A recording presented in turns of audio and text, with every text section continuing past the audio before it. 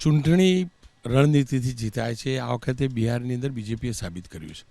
લઘુમતી સમાજની અનેક બેઠકો, કારણ કે બિહારની અંદર લઘુમતી સમાજના ઘણા મતદાતાઓ છે, ત્યાં બીજેપીના ઉમેદવારો આગળ છે।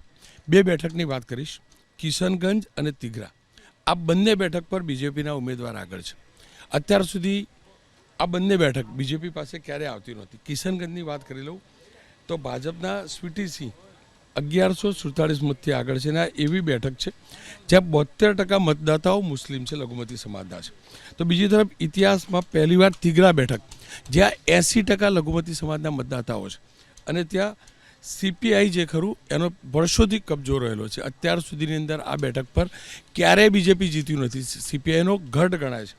આ બેઠક ઉપર બીજેપીના રજનીશ કુમાર 14,000 મતથી આગળ છે। આપણે તમામ લોકો જાણીએ છીએ કે ડબલ એન્જિનની સરકાર છે, એનો સીધો લાભ પણ મળ્યો છે, અને આ જીતની અંદર સ્વાભાવિક રીતે જ મોટો ચહેરો નરેન્દ્રભાઈ મોદી રહ્યા, અમિતભાઈ શાહ રણનીતિકાર રહ્યા, CR પાટીલ બીજેપીના ચૂંટણીના સહપ્રભારી હતા, ભીખુભાઈ દલસણિયા સંગઠન મહામંત્રી હતા। માત્ર આટલી વાત નહોતી, બીજેપીએ ગુજરાતમાંથી, કારણ કે આખી રણનીતિને સમજે છે, કેન્દ્રીય નેતૃત્વની રણનીતિને જાણે છે બીજેપીના નેતાઓ, એટલે બીજેપીના ધારાસભ્યો સાંસદો જે ગુજરાતથી છે એમને ત્યાં મોકલવામાં આવ્યા હતા। આ બંને બેઠકની વાત કરું તો સુરતથી અનેક કાર્યકર્તાઓને આ બેઠકની જવાબદારી સોંપાઈ હતી, અને ગણતરી સાથે જવાબદારી સોંપાઈ હતી।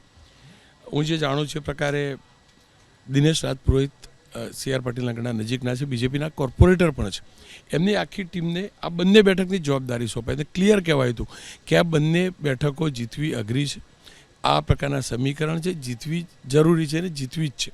તો બંને બેઠકો ઉપર સ્પષ્ટ દેખાઈ રહ્યું છે। ખાસ કરીને કિશનગંજમાં તો હજુ પણ કાંટાની ટક્કર માની શકાય, કારણ કે 1147 મતથી આગળ છે, પણ બીજી બેઠક તિઘરા જે ક્યારેય બીજેપી નહોતું જીતતું, ક્યારેય શક્ય જ નહોતું, સીપીઆઈનો ગઢ હતો, કોંગ્રેસનો બી નહીં, સીપીઆઈનો ગઢ હતો, એ ગઢને ધ્વંસ કરે તેવા સ્પષ્ટ સંકેત છે। 7 રાઉન્ડ થઈ ચૂક્યા છે, 17,000 કરતાં આગળ છે। કુલ મળીને હકીકત એ છે કે માત્ર યાત્રાઓથી નહીં પણ રણનીતિથી અને કાર્યકર્તાઓના પરિશ્રમથી ચૂંટણી જીતી શકાય છે, અને જ્ઞાતિવાદી સમીકરણોથી પણ વિપરીત પરિણામ લાવી શકાય છે, એ બીજેપીએ સાબિત કર્યું છે।